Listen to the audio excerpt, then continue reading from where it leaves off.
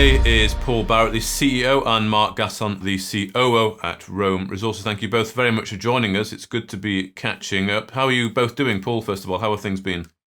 Yes, fine. Thanks, Mark. The drilling has restarted, so we're back to quite a busy period going forward for the next few months. So that's very positive. Yeah, no, it's good. Yeah, indeed. And Mark, all good with you? Yep, all good. Thanks, Mark, and good afternoon. And Yeah. no, well, all thank good. You. Good to have the rigs back on site and turning, and let's just hope we get a really good production this time around. Exactly. Well, thank you both for joining. It's good to speak to both of you. So I want to just talk about the recent news. So Paul, first of all, I wonder if you could perhaps set the scene, because as you've mentioned, drilling and operations have resumed as that M23 rebel group have withdrawn from the region. I know that put on hold all your activities, plus the operations at Alphamin, of course, the big tin producer just next door to you. So I wonder if you could perhaps set the scene. So you've restarted drilling here. You've got a 3,000 meter drill program that's fully costed. It's an expensive $1.6 million US dollar cost there. But just sort of set the scene for us. How are things politically on the ground, and what's this program going to be targeting?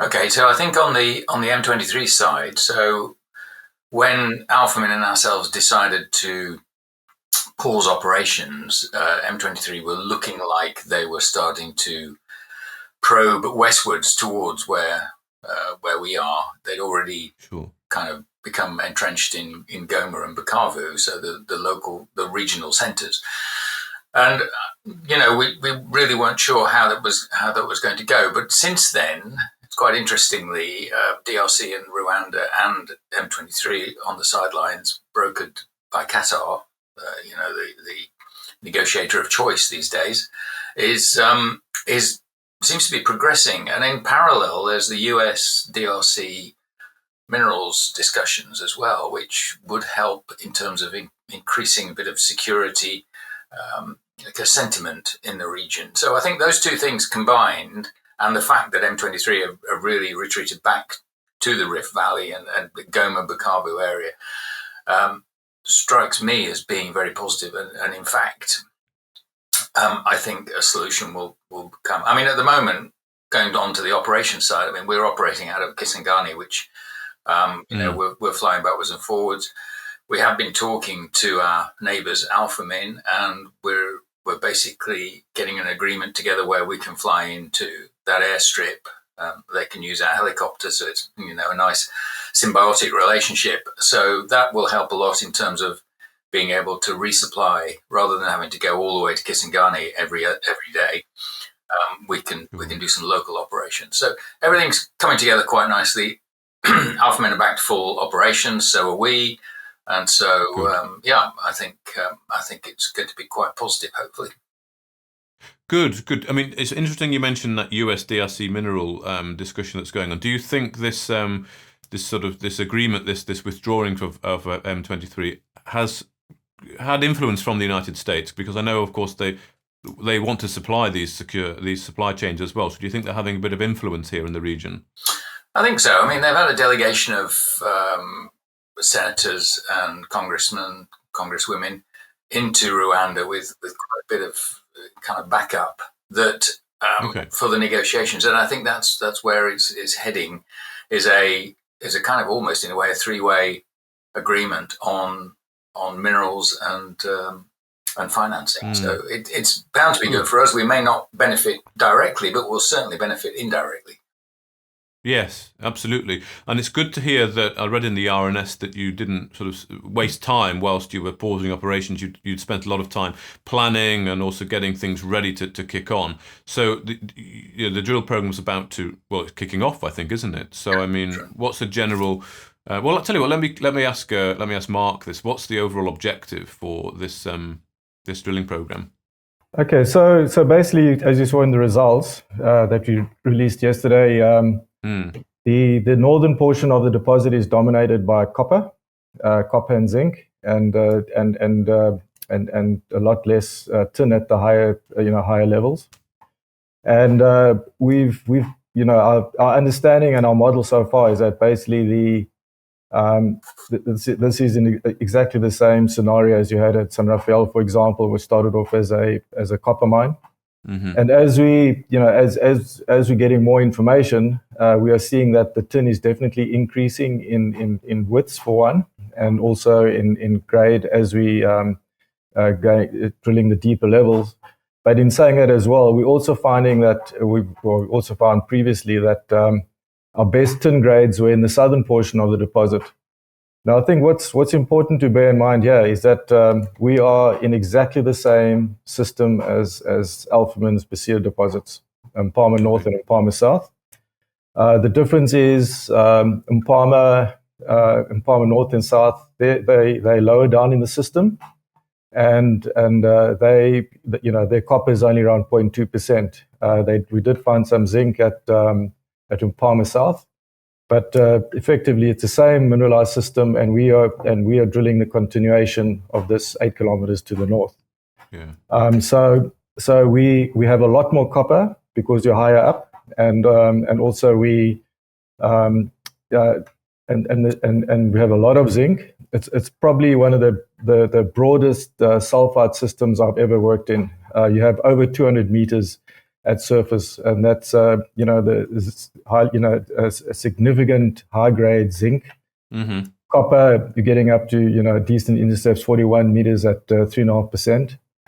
So you can't ignore all of these, and when you put the whole lot together, you're going to have quite a significant deposit. But our key is always to find the tin, and that's why this current program is targeting tin below the current levels of drilling.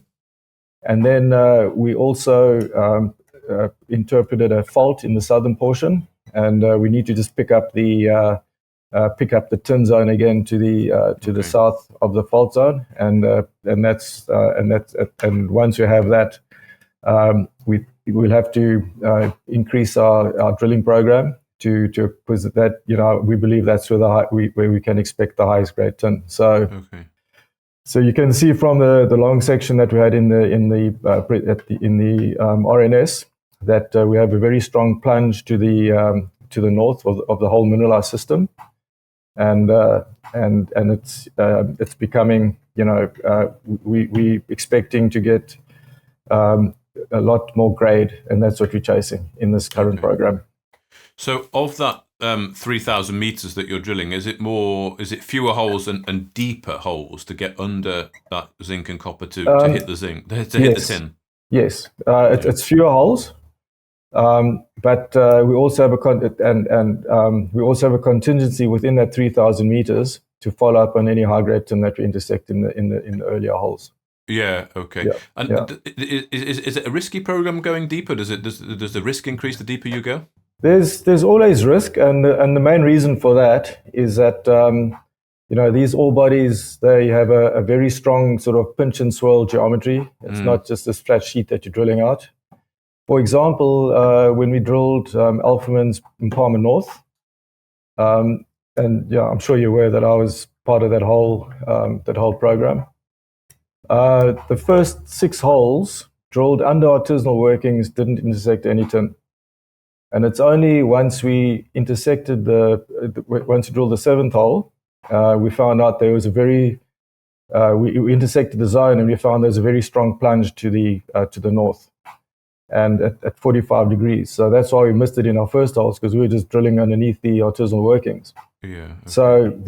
So the point there is that these deposits have a very they characteristically have a strong plunge component to them, and that is what we are targeting, and that's why we believe it's plunging to the north. But you never know. The next couple of holes might come up with surprises. But these rocks have been around for 1.4 billion years, with various phases of compression and so they've been subjected to a lot of pressures basically, and so that's going to interfere with what you're going to get. So end of the day, you're going to have a pretty mixed match of broad zones, narrow zones, and you just got to try and work with that to try and understand where the best best results are, and put the whole package together. So how much at the moment do you understand? Because from the last RNS where you've announced those assay results from, I think it was hole 24 and 26. This was obviously drilled before the pause. Paul had commented saying that they were highly encouraging and exactly the zonation profile that we anticipated. So I guess at the moment you're seeing what you want to see, but how much do you actually understand, and how much more do you have to do to fully understand it? Well, you can see there's a lot of copper as we're going northwards. So copper is also plunging to the north. The soil anomaly associated with that copper mineralization continues for another kilometer. So there's potentially a huge copper component there. So I think we've got a pretty good handle on that. Okay.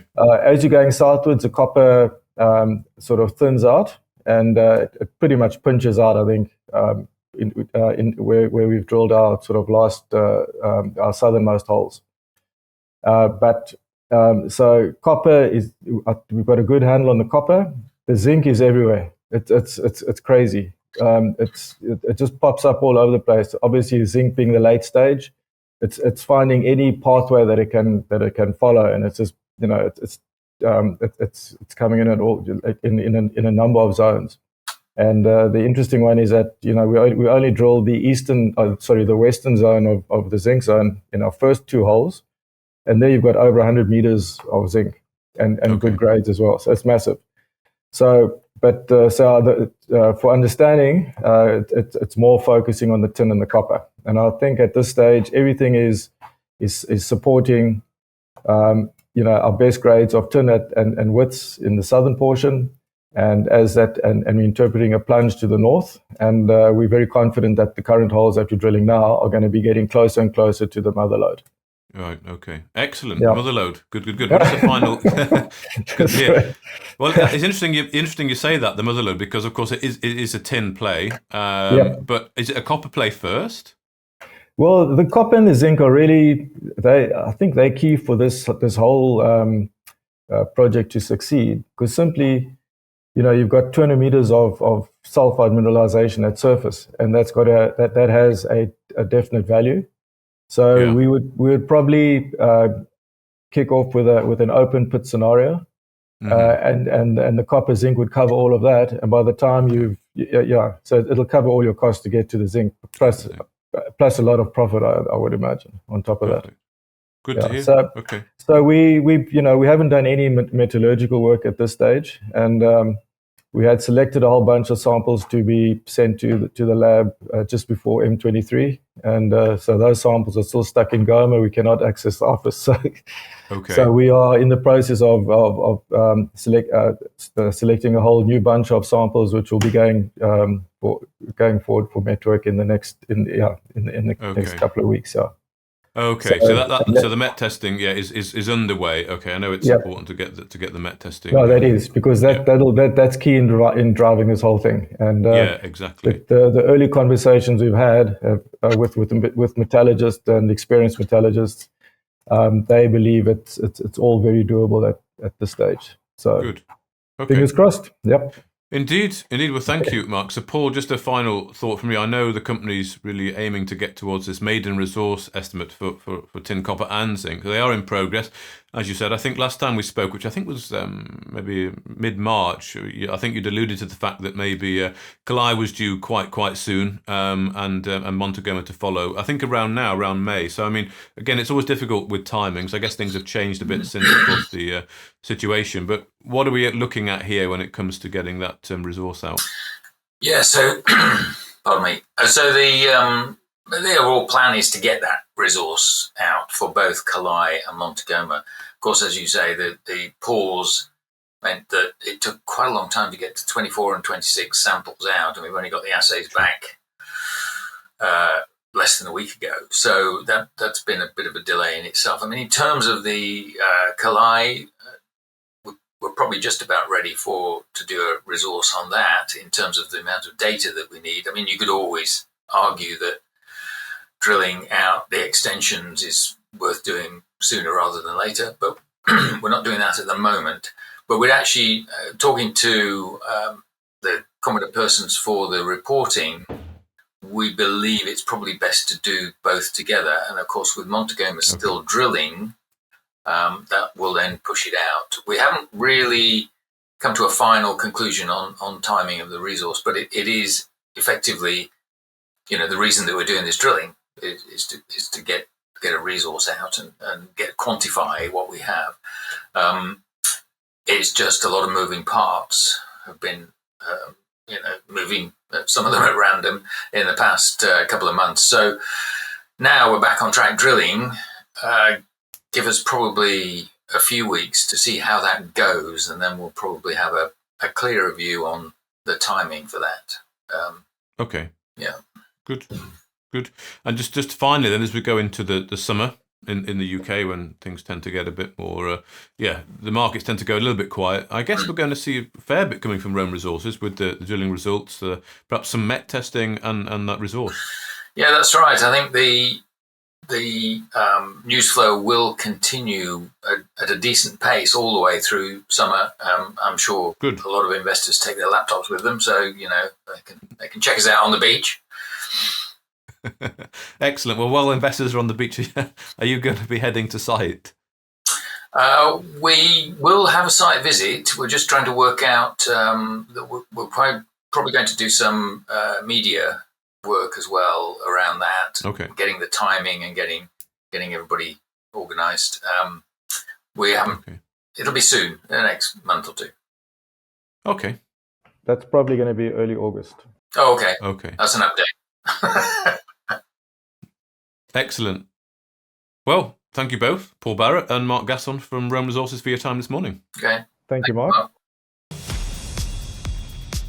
If you enjoyed this interview, then give us a thumbs up, a like or a retweet. Subscribe to us on YouTube or follow us on Twitter and hit that notification bell to be the first to know when we release new content. There's loads of great content on our website too, across all our programs at stockboxmedia.com. Thank you for watching.